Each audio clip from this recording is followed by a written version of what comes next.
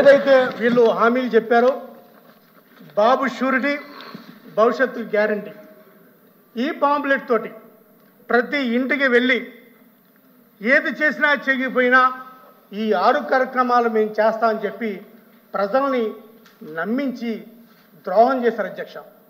ద్రోహం అన్నమాట అనొచ్చో కాదో తెలియదు కానీ ప్రజల్ని నమ్మించేటట్టు చేశారు అధ్యక్ష. ఇప్పుడు ఏమైంది అధ్యక్ష?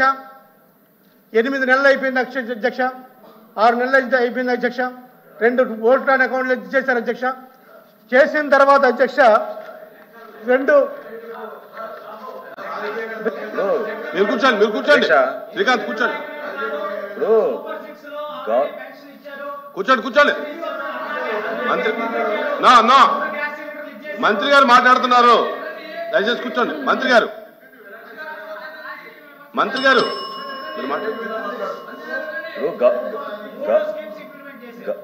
దయచేసి మంత్రి గారు మాట్లాడుతున్నారు. గౌరవ సభ్యుల్ని నేను ఈ సందర్భంగా గుర్తు చేయాల్సిన అంశం ఏంటంటే, ప్రభుత్వం అనేది ఎప్పుడు కూడా కలెక్టివ్ రెస్పాన్సిబిలిటీ. కూటమిలో భాగంగా Telugu Desam party, Janasena party, Bharatiya Janata party ప్రజలకు ఒక స్పష్టమైన ప్రణాళికతోటి, ఒక ఎలక్షన్ మేనిఫెస్టోతోటి మేము ప్రజల దగ్గరికి వెళ్ళాం. మీరు ప్రజల్ని కూడా కించపరిచే విధంగా రూపాయి వస్తున్న ప్రజలు 2 రూపాయలు ఆశించారని చెప్పడం చాలా తప్పది. మీరు ఆ విధంగా మాట్లాడకూడదు. ఎందుకంటే అంతిమంగా ప్రజాస్వామ్యబద్ధంగా ఎన్నుకోబడ్డ ప్రభుత్వం ఇది. ఎన్నికలప్పుడు ఇచ్చిన హామీలు 100% మా కూటమి ప్రభుత్వం నెరవేరుస్తుంది. అటువంటి నాయకత్వం మాలో ఉంది. స్పష్టమైన ఒక ప్రణాళికతోటి ముందుకెళ్తున్నాం. కూటమి ప్రభుత్వం ఏర్పడి 4 నెలలే అయింది. దయచేసి మీరు తొందరపడి మీరేదో ఊహించుకుని, ఇప్పుడు మనం ప్రజెంట్ చేసిన బడ్జెట్ 4 నెలల కోసం, కేవలం 4 నెలల కోసం. కాబట్టి దయచేసి మీరు ఆ విధంగా ఈరోజు బడ్జెట్ పైన ప్రసంగం చేస్తున్నప్పుడు ఒక్క నిమిషం అండి, బడ్జెట్ పైన ప్రసంగం చేస్తున్నప్పుడు మీరు బడ్జెట్కి సంబంధించిన అంశాలపైన మీకు ఏమైనా మంచి సలహాలు కానీ సూచనలు కానీ ఉంటే తప్పకుండా మేము ప్రభుత్వం తరఫు నుంచి నోట్ చేసుకుంటాం. మళ్ళీ మీకు ఆర్థిక మంత్రి గారు ఇచ్చే రిప్లైలో దానికి తగిన సమాధానం మీకు చెప్తాం. ఓకే అధ్యక్ష, ఏదైతే సూపర్ 6లో భాగంగా అధ్యక్ష ఏదైతే బడ్జెట్లో పెట్టారు అధ్యక్ష, ఆడబిడ్డ నిధి అధ్యక్ష, ఆడబిడ్డ నిధిలో ఏం చెప్పారు అధ్యక్ష? ప్రతి 18 ఏళ్ళు నిన్న ప్రతి మహిళ కూడా నెలకు 15 సంవత్సరానికి నెలకు 1500 నుంచి ఇస్తా అని చెప్పారు అధ్యక్ష. కానీ బడ్జెట్లో దాన్ని ప్రస్తావనే లేదు అధ్యక్ష. అదేవిధంగా ఇందాక సభ్యులు చెప్తున్నారు అధ్యక్ష, మేము సూపర్ 6లో భాగంగా దీపం పథకం చేశాం, దీపం పథకం ప్రవేశపెట్టామని చెప్తున్నారు అధ్యక్ష. దీపం ఈ పథకం ఏమని చెప్పారు అధ్యక్ష? 3 సిలిండర్లు చెప్పారు అధ్యక్ష. కానీ బడ్జెట్ చూస్తే ఏదైతే 4634 కోట్లకు దీపం స్కీమ్కి అవుతుంది అధ్యక్ష, దానికి అలాట్ చేసిన బడ్జెట్ అధ్యక్ష సుమారు 885 కోట్ల రూపాయలు అధ్యక్ష.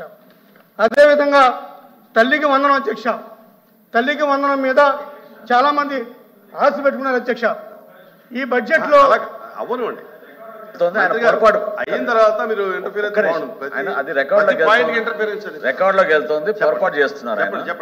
పొరపాటు చేస్తున్నారు. దీపం 2 పథకం కింద సంవత్సరానికి 2684 కోట్ల రూపాయలు ఖర్చు అవుతుందని అంచనా వేశాం అధ్యక్ష. ఈ 4 నెలల కోసం వెచ్చించాల్సింది 894 కోట్ల రూపాయలు. అది మనం ఈ బడ్జెట్లో ప్రవేశపెట్టాం. దయచేసి అర్థం చేసుకోండి, మీరు సరిగ్గా చదవండి దాన్ని.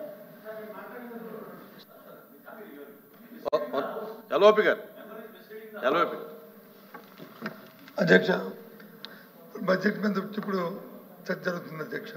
దయచేసి మీ ద్వారా మంత్రులు కానీ ప్రభుత్వాన్ని కానీ కోరుతుంది ఏంటంటే, ఒకవేళ సభ్యులు ఏమైనా మీకు అవగాహన లేకుండా మీరు చెప్పినట్టు లేకుండా మాట్లాడుతున్న మీరు అనుకుంటే మీరు ఎప్పుడైతే చెప్పినప్పుడు దానికి సమాధానం చెప్పండి అధ్యక్ష, అభ్యంతరం లేదు. కానీ సభ్యులు మాట్లాడుతున్నప్పుడు దయచేసి ఇంటర్ప్రిట్ చేయడం అనేది భావ్యం కాదనేది నా అభిప్రాయంగా తమ ద్వారా తెలియజేస్తాను అధ్యక్ష. అలా మంత్రి గారు మీరు అన్ని నోట్ చేసుకోండి, ఒకవేళ పొరపాట్లు ఉంటే నోట్ చేసుకోండి, మీరు రిప్లైలో ఇవ్వండి.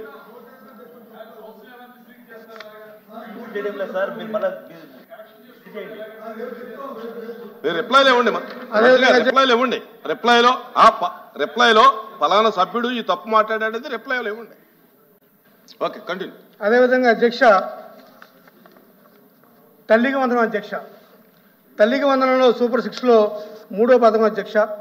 ఈ పథకంలో ఏం చెప్పారు అధ్యక్ష? ఇది మా వైఎస్ఆర్ కాంగ్రెస్ పార్టీ ప్రభుత్వం ఉన్నప్పుడు అమ్మఒడి కింద పథకం ఉండేది అధ్యక్ష.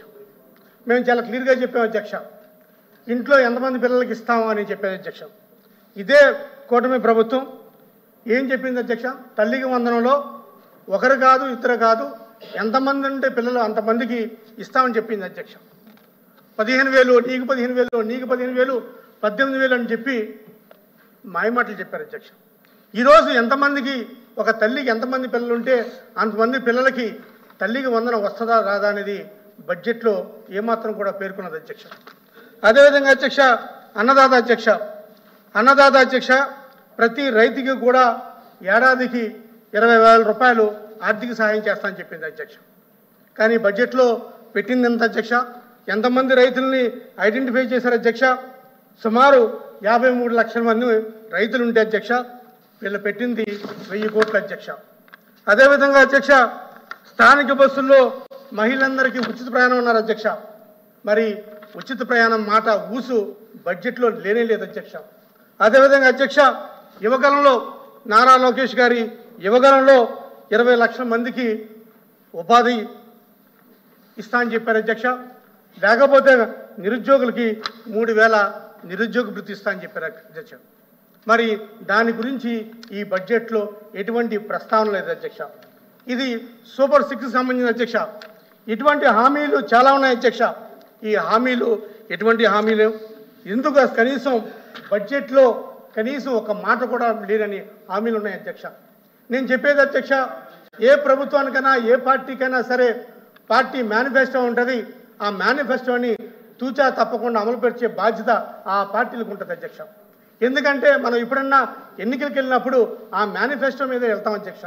మరి అటువంటి మేనిఫెస్టోని ప్రజలు నమ్మినప్పుడు ఆ ప్రజల ఆలోచనని ప్రజల నమ్మకాల్ని తుడిచిపెట్టకూడదు అనేది నా ఉద్దేశం అధ్యక్ష. మరి ఇవి సూపర్ 6 హామీలు అయితే అధ్యక్ష బడ్జెట్లో కనీసం ఎటువంటి బడ్జెట్ పెట్టని అనేక రంగాలు ఉన్నాయి అధ్యక్ష. ఉదాహరణకు అధ్యక్ష చేనేత రంగం అధ్యక్ష. వ్యవసాయం తర్వాత అతిపెద్ద వృత్తి ఏదైనా ఉందో చేనేత రంగం అధ్యక్ష. మరి ఈ చేనేత రంగంలో చేనేత కార్మికుల కోసం బడ్జెట్లో ఒక్కటంటే ఒక్కడు కూడా పెట్టలేదు అధ్యక్ష. ఎన్నికల హామీలు ఏం చెప్పారు అధ్యక్ష? చేనేత కార్మికులకు వాళ్ళ ఇండస్ట్రీ కోసం 200 యూనిట్లు ఫ్రీగా ఇస్తాను, సబ్సిడీ ఇస్తానని చెప్పారు అధ్యక్ష. దాని గురించి ప్రస్తావన లేదు అధ్యక్ష. అదేవిధంగా ఈ బడ్జెట్లో అధ్యక్ష ఆదివాసులకు కానీ దళితులకు కానీ అదేవిధంగా మైనార్టీ సంక్షేమం కానీ వాళ్ళ బడ్జెట్ అలాట్మెంట్ చూస్తుంటే కనుక అధ్యక్ష ఈ సబ్ప్లాన్లో భాగంగా దళిత్స్కి 6.28% ఇచ్చారు అధ్యక్ష. ట్రైబ్స్కి కేవలం 2.36% ఆఫ్ బడ్జెట్ అలొకేట్ చేశారు అధ్యక్ష. అదేవిధంగా అధ్యక్ష మహిళా సంక్షేమానికి 4,255 కోట్లు కేటాయించారు అధ్యక్ష. మరి ఇవన్నీ కూడా ఈ బడ్జెట్లోని ఈ కూటమి ప్రభుత్వాన్ని ప్రవేశపెట్టిన మొదటి బడ్జెట్లోని అది గణాంకాలు అధ్యక్ష.